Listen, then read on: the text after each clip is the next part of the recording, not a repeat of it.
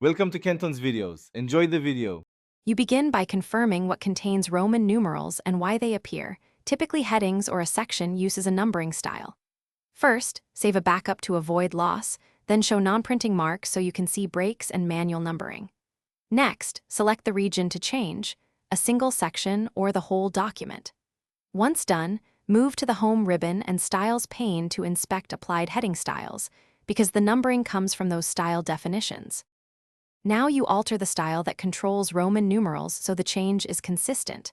Right-click the heading style in the Styles pane and choose Modify.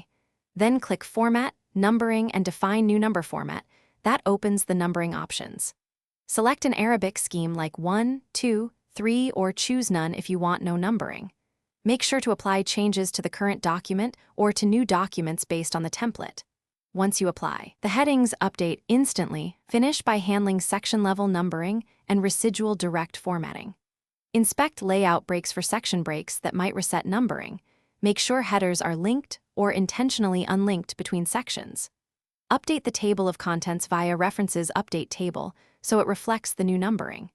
If individual headings still show Roman numerals, clear direct formatting by selecting the text and pressing Ctrl+space, then reapply the correct style. Troubleshooting tip: if numbering behaves oddly, check that multiple styles aren't conflicting and reapply the modified style.